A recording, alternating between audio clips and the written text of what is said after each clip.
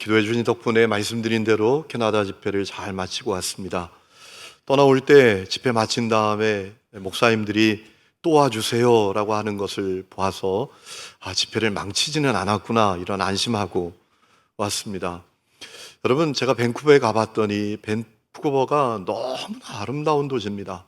나무와 숲이 가득한 자연 친화적인 도시였어요. 일단 공기가 깨끗합니다. 유럽 공기 정말 비교할 수 없을 정도로 유럽 공기가 100%로 깨끗하다면 한 180% 정도로 깨끗한 것 같아요. 내리니까 비염으로 막혔던 코가 뻥 뚫리더라고요. 올 때까지 너무나 편안했어요. 근데 공항에 내리자마자 막히기 시작하더라고요. 물도 얼마나 깨끗한지 수돗물에 나오는 물을 그냥 마셔도 돼요. 그 물로 샤워를 하니까 로션을 바르지 않아도 반들반들하게 얼마나 물이 좋은지 몰라요. 참 축복받은 땅이더라고요. 다 커요. 산도 크고 땅도 크고 심지어 나무도 크고. 나무가 얼마나 큰지요? 우리나라 나무들은 사진 찍을 때 이 핸드폰으로 이렇게 세로로 찍으면 액정에 다 들어오잖아요. 나무가 좀 떨어져 있으면 안 들어오는 겁니다. 이게 너무너무 큰지. 심지어 고기도 커요. 물고기도. 어느 교회에서 식사 대접하는데 생선 요리하는 집으로 갔어요. 가자미 튀김이 나왔는데 제가 깜짝 놀랐습니다. 가자미가 아니라 대방어가 나올 줄 알았어요. 제가 물었습니다. 이게 가자미라고요? 이게 가자미예요? 그랬더니 가자미 맞답니다. 와, 그런데 그렇게 아름다운 도시에도 그늘이 있었습니다. 밴쿠버 시내 동쪽에 가면 헤이스팅이라는 스트릿이 있습니다. 거기에 마약 중독자, 노숙자들이 가득합니다. 차를 한 2km, 3km 타고 가는데 계속 가득합니다. 인도에 사람이 다닐 수 없습니다. 노숙자들이 얼마나 텐트를 쳐놨는지. 마약에 중독되어서 허리를 구부리고 가만히 있는 거예요.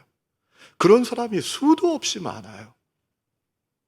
안타까웠습니다. 너무나 아름다운 도시에서 너무나 불행하게 사는구나.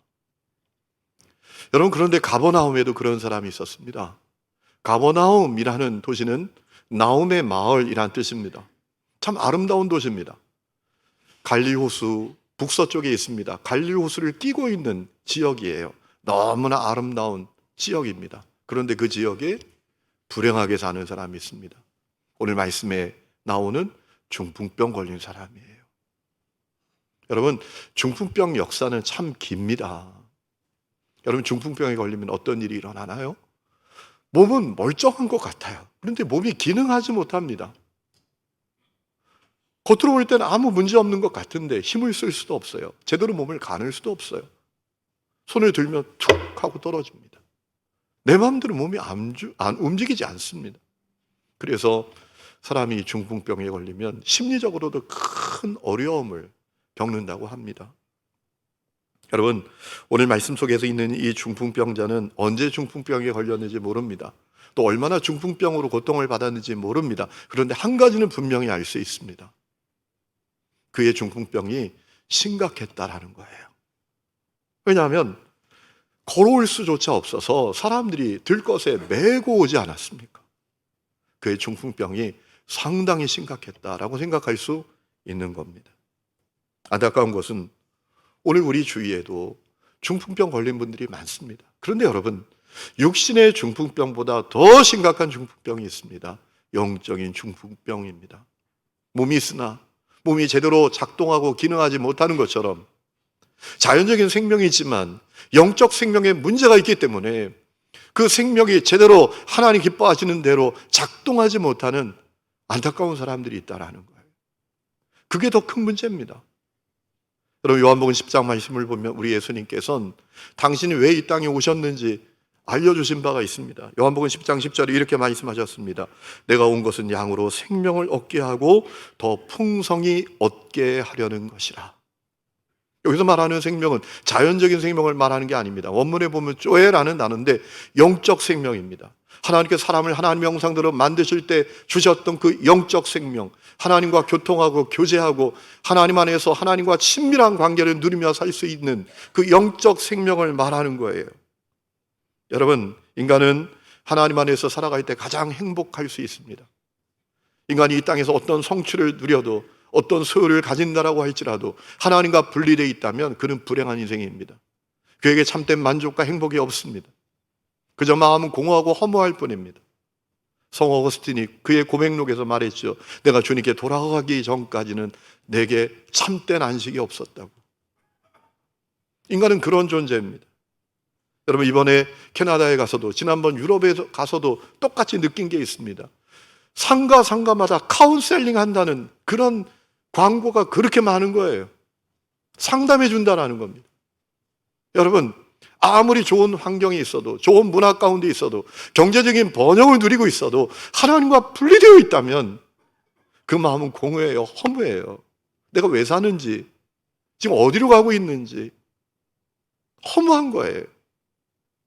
살아보면 살아볼수록 인생은 괴롭고 고통스럽고 허무와 공허가 그 마음을 가득하게 채우고 있는 거예요.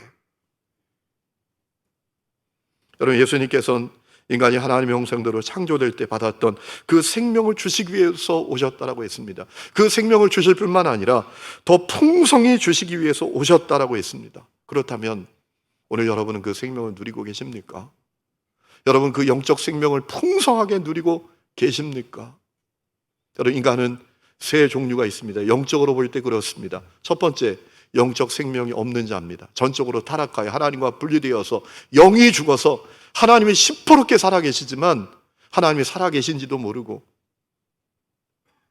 하나님과 분리되어서 고통과 저주 가운데 살아가는 영적 생명이 없는 자가 있습니다. 두 번째는 영적 생명이 있으나 너무나 희미한 사람이 있습니다. 꺼져가는 등불 같은 영적 생명을 가진 사람이 있습니다. 마치 저 대학병원 중환자실에 누워서 아무것도 못하고 움직이지도 못하고 숨만 깔딱깔딱 쉬고 있는 그런 사람이 있습니다. 세 번째는 풍성한, 충만한 영적 생명을 가진 사람이 있습니다. 힘이 있는 영적 생명력을 가진 사람이 있습니다. 여러분, 그렇다면 어떤 사람이 그 영적 생명을 충만하게, 풍성하게 누리고 있는지는 어떻게 알 수 있을까요? 한 가지를 통해서 분명히 알 수 있습니다. 그가 하나님의 살아계심을 분명히 믿고 느끼며 하나님의 영광을 위해서 살아가고 있는가? 그것으로 알 수 있어요. 여러분, 하나님께서 인간에게 왜 생명 주셨나요? 그저 돈 벌고 성공하고 명예, 권력, 쾌락을 누리며 살라고 사람에게 영적 생명을 주셨나요? 그렇지 않아요.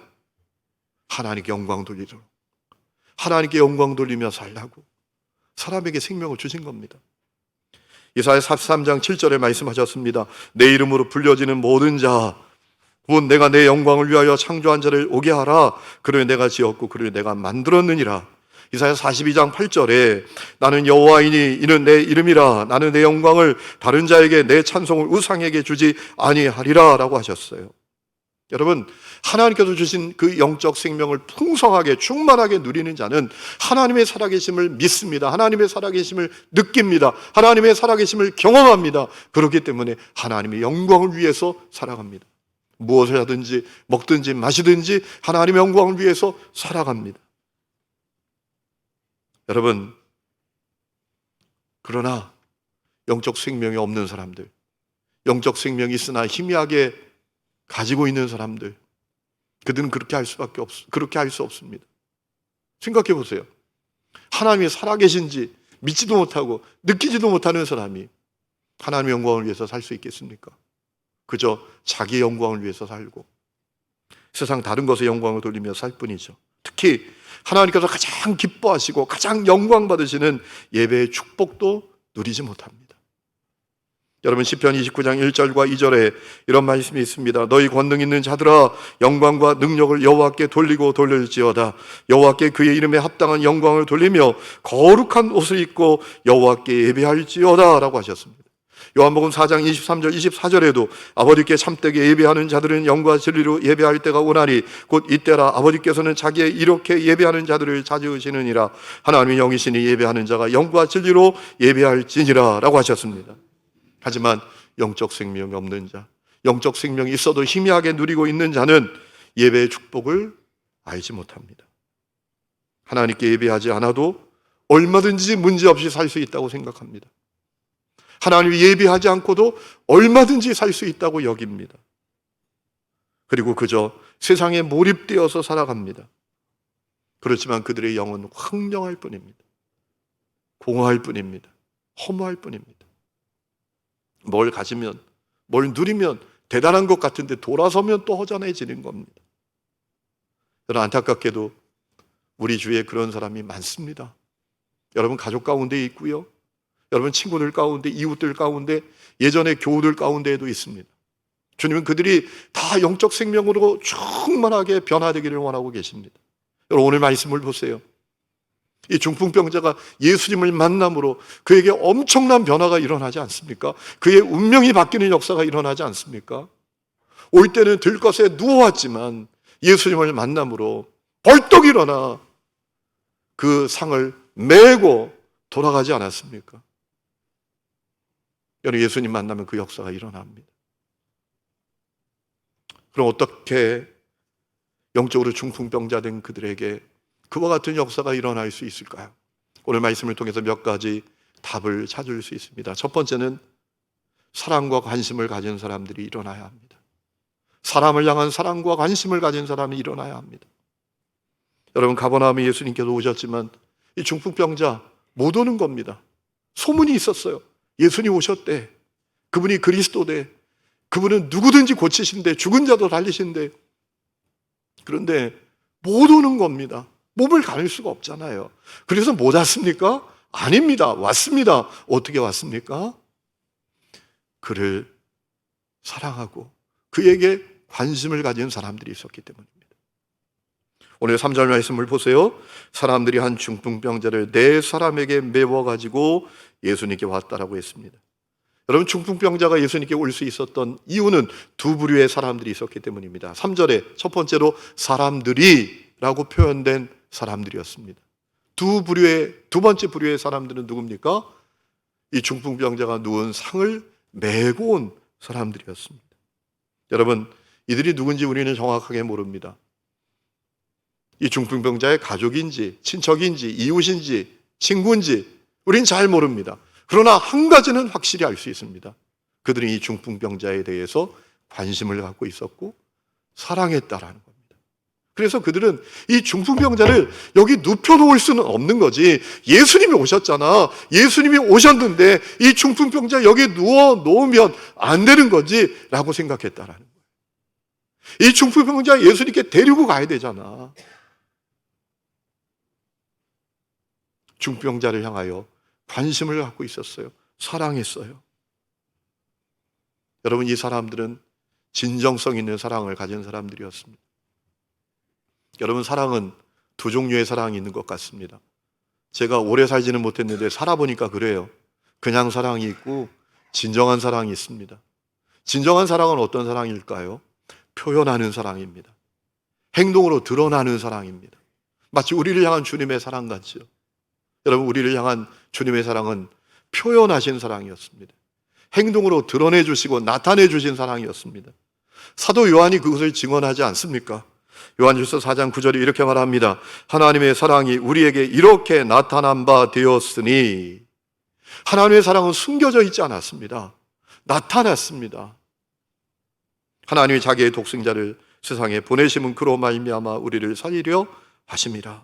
10절에 또 이렇게 말씀하십니다. 사랑은 여기 있으니, 하나님의 사랑은 여기 있다, 여기 있다 라고 말할 수 있는, 드러나는 사랑, 행동하는 사랑이었다라는 겁니다. 우리가 하나님을 사랑한 것이 아니고 하나님 우리를 사랑하사 우리 죄를 속하기 위해 화목제물로 그 아들을 보내셨습니다. 하나님의 사랑은 연구하고 조사하고 실험해야 겨우 알 수 있는 그런 사랑이 아니라 여기 있다고, 하나님의 사랑이 여기 있잖아, 드러나는 사랑이었다라는 말입니다. 여러분, 우리가 사랑장이라고 부르는 고린도전서 13장 말씀을 생각해 보세요. 거기 나오는 사랑의 내용 가운데 드러나지 않는 사랑, 행동으로 나타내지 않는 사랑이 있습니까? 고린도전서 13장 4절, 사랑은 오래 참고 사랑은 온유하며 시기하지 아니하며 사랑은 자랑하지 아니하며 교만하지 아니하며 무례히 행하지 아니하며 자기의 유익을 구하지 아니하며 성내지 아니하며 악한 것을 생각하지 아니하며 불의를 기뻐하지 아니하며 진리와 함께 기뻐하고 모든 것을 참고 모든 것을 믿고 모든 것을 바라고 모든 것을 견디느니라. 다 행동하는 사랑이었습니다. 표현하는 사랑이었습니다. 드러내는 사랑이었습니다. 여러분, 중풍병자를 데리고 온 사람들은 그 사랑을 가진 사람들이었습니다.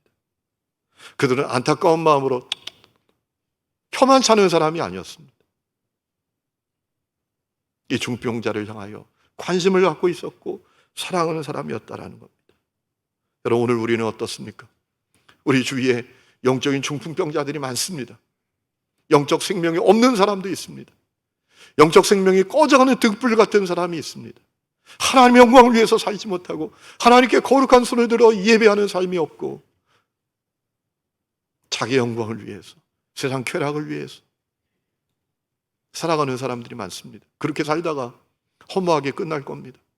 C.S. 루이스가 말했죠. 멸망으로 향하여 내려가는 길은 급한 내리막길이 아니라 내리막길인지도 모르는 내리막길이라고 하지 않았습니까? 그래서 그 길로 다 가고 있지 않습니까? 그 끝은 멸망 아니겠습니까? 여러분, 그들을 향하여 여러분 표현하는 사랑의 사람들이십니까? 그들을 향하여 관심이 있으십니까? 행동하는 사랑의 사람이십니까? 제가 중학교 3학년 때 예수님 만나고 은혜 받고 목사가 됐습니다. 여러분, 갑자기 그 일이 일어난 게 아닙니다. 긴 과정이 있었습니다. 저에게 관심을 갖고 저를 사랑하는 선생님이 계셨어요. 제가 중학교 3학년 때 예수님 만나기 전까지 그냥 교회 재미로 다녔습니다. 교회 가니까 마음은 편했습니다. 안 갈 때가 많았습니다. 그때 저를 관심 갖고 저를 사랑하는 선생님이 계셨어요. 때로는 편지를 쓰고 때로는 찾아와 충고하고 권면하고 때로는 선물을 건네주면서 저를 진정한 사랑으로 사랑하는 선생님이 계셨어요. 오늘 여러분들은 그런 분들이십니까? 두 번째는 어려움이 있어도 물러서지 않는 사람이 있어야 합니다. 여러분, 이 사람들이 중풍병자 메고 예수님께 왔는데 예수님께 가까이 갈 수도 없는 거예요. 사람들이 얼마나 많이 왔는지. 여러분, 그렇다고 포기합니까? 어떻게 합니까? 중풍병자 누운 상을 지붕으로 올리고요, 지붕을 뜯어서 중풍병자를 줄에 달아 내리게 되었다라는 거예요. 여러분, 이 사람들은 포기를 모르는 사람들이었습니다. 이 사람들은 낙심을 모르는 사람들이었습니다.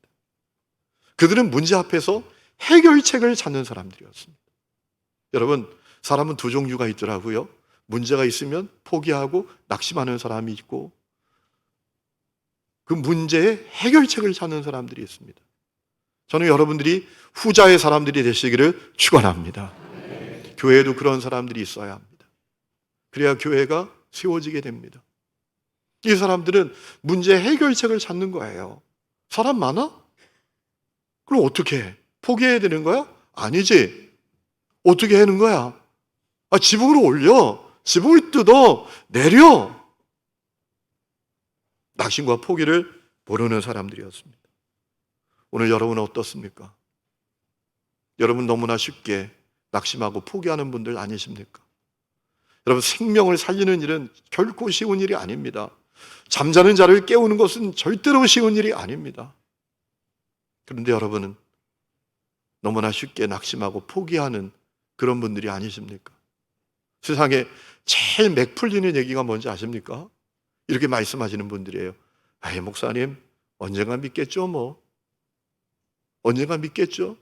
여러분, 내일이 4시간입니까? 이번에 캐나다에 가서도 제가 충격을 받았습니다. 제 후배가 거기서 목회하고 있었는데 죽었더라고요. 96학번입니다. 암으로 세상을 떠났어요. 저는 그것도 몰랐어요. 가보니까 그 사모님을 만났어요.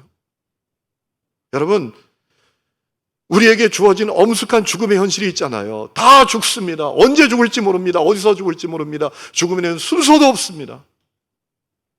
제일 맥 풀리는 얘기가 언젠가 믿겠죠 뭐. 내일이 우리 시간이 아니잖아요. 우리는 너무나 쉽게 낙심하고 포기해요. 누가복음 15장 말씀을 보면 연거푸 같은 주제를 가진 말씀이 반복됩니다. 잃은 양 한 마리를 찾는 비유, 잃은 드라크마 하나를 찾는 비유, 잃은 아들을 찾는 비유의 내용이 나옵니다. 여러분, 그 세 가지 말씀이 갖고 있는 공통된 주제가 무엇입니까? 낙심과 포기를 모르는 사람들이 있었다라는 겁니다. 잃은 양 한 마리를 찾는 사람, 낙심과 포기를 몰랐습니다. 누가복음 15장 4절 말씀 보면 이렇게 말씀하십니다. 너희 중에 어떤 사람이 양 100마리가 있는데 그 중에 하나를 잃으면 99마리를 들에 두고 그 잃은 것을 찾아내기까지 찾아다니지 아니하겠느냐. 여러분, 드라크마 하나를 잃어버린 여성도 똑같았습니다. 누가복음 15장 8절에 어떤 여자가 10드라크마가 있는데 하나를 잃으면 등불을 켜고 집을 쓸며 찾아내기까지 부지런히 찾지 아니하겠느냐. 낙심과 포기를 몰랐다라는 겁니다. 그래서 찾았다라는 거예요. 잃은 아들을 찾은 아버지도 똑같습니다. 누가복음 15장 20절 이에 일어나서 아버지께로 돌아가니라. 아직도 거리가 먼데 아버지가 그를 보고 측은히 여겨 달려가 목을 안고 입을 맞추었다라고 했습니다. 무슨 얘기죠? 아버지는 아들을 포기하지 않았다라는 거예요. 어제도 오늘도 내일도 포기하지 않았다라는 겁니다. 언제나 내 아들이 오나, 언제나 내 아들이 돌아오나 그 아들을 포기하지 않고 기다렸다라는 겁니다. 그래서 그 아들을 얻었다라는 겁니다. 여러분, 하나님께서 오늘 우리에게 원하시는 것도 그것입니다. 어떤 어려움이 있어도 물러서지 않는 사람, 낙심과 포기를 모르는 사람들이 되기를 원하십니다. 그래야 생명 살림의 역사가 일어나게 되어 있습니다. 여러분, 우리가 어떻게 구원받았습니까? 포기하지 않는 하나님의 은혜 때문에 구원을 받지 않았습니까? 아담과 하와에게 은혜를 베풀어 주셨습니다. 그러나 그들이 실패했습니다. 그런데 하나님 포기하지 아니하셨습니다. 가인과 아벨에게 기대하셨습니다. 그런데 그들도 또 실패하고 말았습니다. 그래서 대신 다른 씨인 셋을 주셨습니다. 그런데 셋마저 실패하고 말았습니다. 그들도 하나님 포기하지 아니하십니다. 노아를 통해서 세상을 새롭게 하시고 다시 은혜를 베풀어 주셨지만 노아의 후손들 또 실패하고 말았습니다. 그런데 하나님 절대로 포기하지 아니하십니다. 어느 날 아브라함을 부르십니다.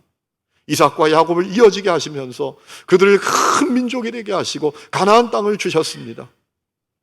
그러나 그들의 후손이 또 실패하고 말았습니다. 우상 숭배하고 범죄하고 타락하고 말았습니다.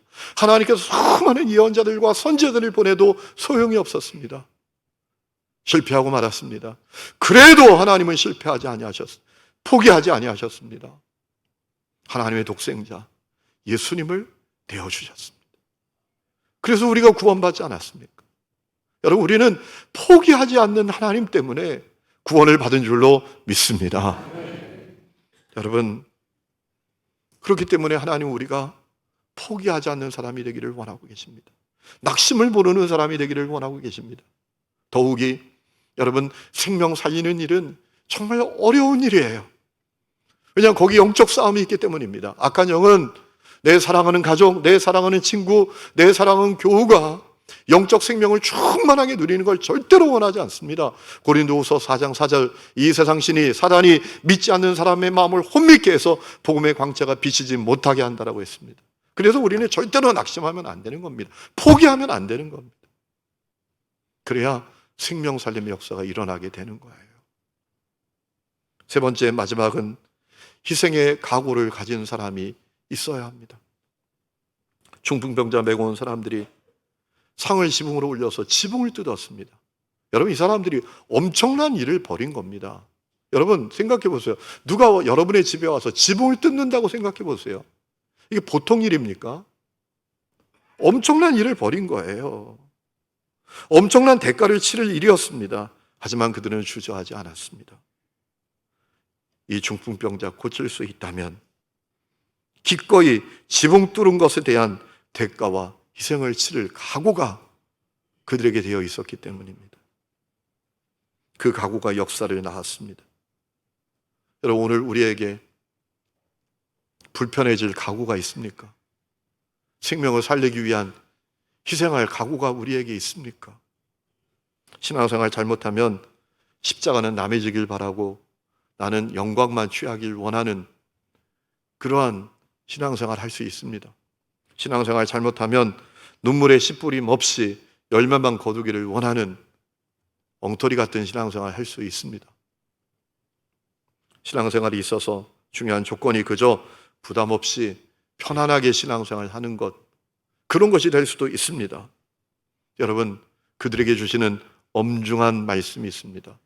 사람이 무엇으로 심든지 그대로 거두리라. 하버드 신학대학 교수로 재직한 헨리 나우엔, 위대한 영성가로 알려진 분입니다. 그분이 1996년 죽음을 맞을 때까지 10년 동안 한 일이 있습니다. 캐나다의 라리쉬라는 공동체에 가서, 장애인 공동체인데 그 공동체에서 지체장애자들을 섬기면서 10년 동안 산 겁니다. 수많은 친구들이 찾아왔습니다. 동료들이 찾아왔습니다. 당신 같은 석학이 여기서 이런 일을 하는 것은 국가적인 낭비입니다. 왜 여기서 이런 일을 하고 있습니까? 라고 충고했습니다. 그때 헨리 나우엔은 이렇게 대답했다고 합니다. 나는 나를 위해서 희생하신 주님께 희생의 빛을 갚고 있습니다. 여러분, 죄와 저주 속에서 살다가 멸망당할 인생인 우리가 구원받은 이유가 무엇입니까? 주님께서 나 같은 죄인 구원하시려고 불편해지셨고 자기를 희생하셨기 때문입니다. 여러분, 오늘 주님께서는 그 누군가를 살리기 위해서 기꺼이 불편해지고 기꺼이 희생할 각오를 가진 사람이 필요하다고 하십니다. 주님은 희생이라는 단어가 교회 박물관에나 있는 것을 절대로 원하지 아니하십니다. 무엇보다 가장 중요한 것은 이 사람들이 예수님을 향한 분명한 믿음이 있었다라는 겁니다. 예수님 이 중풍병 고치실 수 있어. 이 사람 예수님께만 데리고 가면 이 사람의 운명이 바뀐다고, 이 믿음이 그들에게 있었습니다. 5절에 놓치지 말아야 될 말씀이 있습니다. 예수께서 그들의 믿음을 보셨다라는 겁니다. 예수님께서 그들의 외모를 보시지 않았습니다. 예수님께서 그들의 스펙을 보시지 않았습니다. 예수님께서 그들의 신앙의 연수를 보지 않았습니다. 예수께서 그들의 직분을 보시지도 않았습니다. 예수께서 그들의 믿음을 보셨습니다. 그리고 11절, 내가 너에게 이르노니 일어나 내 상을 가지고 집으로 가라 라고 말씀하셨습니다. 그들이 가진 믿음은 주님이 기뻐하시는 믿음이었고 그 믿음이 역사를 만들었습니다. 오늘 여러분이 가진 믿음은 주님이 기뻐하시는 믿음이십니까? 오늘 말씀을 보면 중풍병자 메고 온 사람들과 완전히 다른 사람들이 나옵니다. 그들은 서기관들이었습니다. 5절 말씀 보면 예수님께서 중풍병자를 치유하시는 방법은 그의 죄 문제부터 해결해 주시는 것이었던 것 같습니다. 그래서 예수님께서 그 중풍병자에게 작은 자야 내 죄의 사함을 받았느니라 라고 먼저 선포해 주셨습니다. 그러자 서기관들이 뭐라고 말하죠? 뭐라고 생각하죠? 야, 저 예수 신성 모독죄 짓네? 라고 정죄했단 말입니다. 서기관은 누굽니까? 성경을 필사하는 사람이에요. 성경을 연구하는 사람이에요. 그런데 누구보다도 성경을 잘 알고 연구했던 그들이 그 마음에 사람을 향한 긍휼과 사랑의 마음이 1도 없었다라는 겁니다. 여러분, 오늘 우리도 잘못하면 그 전설 그대로 따라갈 수 있습니다. 교회 다니며 신앙생활에 관해서 모르는 것이 없습니다. 안다 박사입니다. 10년, 20년, 30년 신앙생활 하다 보면 모르는 게 없습니다. 안다 박사입니다. 너무나 잘 알아요. 그런데 그 마음에 영혼을 향한 사랑과 긍휼의 마음이 1도 없을 수 있어요. 얼마든지 그 일이 일어날 수 있습니다. 너무나 두려운 일입니다. 그들에게 주시는 주님의 말씀이 있습니다. 야고보서 2장 13절 세번역 성경을 읽어드립니다. 심판은 자비를 베풀지 않는 사람에게는 무자비합니다. 그러나 자비는 심판을 이깁니다. 헥소고지라는 영화가 있습니다. 데이몬드 도스라는 실제 인물을 배경으로 해서 만든 영화입니다. 도스라는 이병이 2차 세계대전에 참전하게 된 겁니다. 그는 어릴 때 동생을 때려서 동생이 죽을 뻔한 위기가 있었습니다. 아버지의 가정폭력에 시달렸습니다. 그리고 종교적인 신념 때문에 집총을 거부합니다. 그래서 의무병으로 지원을 했습니다. 그래서 많은 어려움을 당합니다. 동료 병사들에게 따돌림도 당하고 재판도 받습니다. 그러다가 결국 오키나와에 있는 헥소고지 전투에 의무병으로 투입이 됐습니다. 헥소고지는 일본군이 점령하고 있었습니다. 연합군이 여러 차례 그 고지를 탈환하려고 했지만 번번이 실패합니다. 다 전멸당하는 그런 신사가 되어서 패배하고 맙니다. 도수이병이 투입된 전투도 똑같았습니다. 200명이 투입이 됐는데 30명이 살아서 돌아왔으니까 전멸당한 그런 상황이 된 겁니다. 30명 살게 된 사람이 살기 위해서 그 엑소고지 아래로 줄을 타고 내려갑니다. 그런데 도수이병은 내려가지 않습니다. 총알이 빗발치는 그 전장터에서 적군의 총에 맞아서, 폭탄에 맞아서 죽어가는 자기의 동료 병사들을 구해내기 시작합니다. 총알이 빗발치는데 그 총알을 뚫고 나아가서 동료 병사들을 한 명씩 한 명씩 끌고 와서 그 고지 아래로 줄에 달아서 내리는 거예요. 주님, 한 명만 더 살리게 해주세요 라고 기도하면서 말이죠. 그러면서 그는 장장 75명의 병사들을 살려내게 됩니다. 이 도수이병의 대사 가운데 이런 대사가 영화에 나옵니다. 주님, 제가 부디 한 명이라도 더 구할 수 있도록 도와주십시오. 여러분, 전쟁이 장난입니까? 한번 말씀드렸죠. 제가 군에 갔을 때 선임하사가 그러더라고요. 야, 니네 전쟁 나면 총 어떻게 쏠 것 같냐? 적을 조준하고 쏘지 않습니까? 말도 안 되는 얘기 하고 있어. 총알이 날라오는데 목을 내놓을 놈이 어디 있어? 참호에 고기를 쳐박고 이러고 다 쏘는 거야. 여러분, 전쟁이 장난입니까? 장난이 아니니까 살고 싶어서 그러는 것 아니겠습니까? 그런데 도수이병은 총알이 빗발치는 그 적진을 뚫고 들어가서 죽어가는 병사들을 한 명씩 한 명씩 주님, 부디 한 명이라도 더 구할 수 있도록 도와주십시오 기도하면서 75명의 부상당한 병사들을 살려내게 됩니다. 저는 그 도수이병의 대사를 보면서 다니엘서 12장에 있는 말씀, 주님 다시 오실 것을 기다리는 종말론적인 삶을 살아가는 성도들에게 주신 주님의 말씀이 생각이 났습니다. 다니엘서 12장 3절에 말씀하셨어요. 많은 사람을 옳은 대로 돌아오게 한 자는 별과 같이 영원토록 빛나리라. 우리 이 말씀이 여러분에게 실현될 수 있기를 주의 이름으로 축원합니다. 우리 주에 영적으로 중풍병 걸려있는 사람들 많습니다. 우리 가족 중에 있습니다. 친구 가운데 있습니다. 이웃 가운데 있습니다. 교우들 가운데에도 있습니다. 그들을 사랑할 사람을 주님이 찾고 계십니다. 그들에게 관심을 가질 사람을 주님이 찾고 계십니다. 그들을 구하기 위해서 낙심과 포기를 모르는 사람을 주님이 찾고 계십니다. 그들을 구하기 위해서 불편해질 각오, 희생할 각오를 가질 사람을 주님이 찾고 계십니다. 여러분이 그 부름에 응답할 수 있기를 주의 이름으로 축원합니다. 우리 이 시간에 찬양 부르고 기도하는 시간을 갖겠습니다. 해가 지빈 날이, 당신의 그 섬김이 천국에서 해가 지빈 날이, 우리 가사를 생각하면서 부르겠습니다. 당신의 그 섬김이 천국에서 해가 지빈 날이, 당신의 그 겸손이 천국에서 해가 지빈 날이, 당신의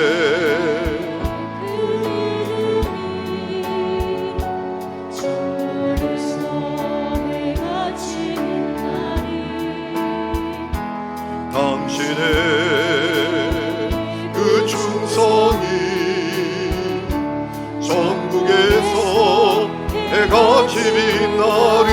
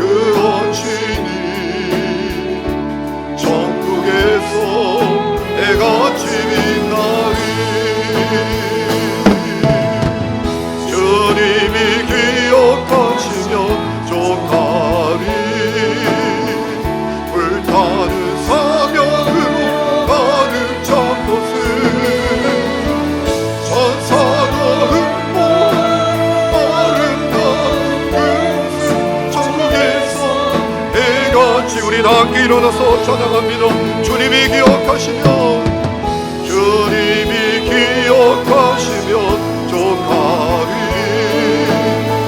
불타는 사명으로 가득 찬 곳은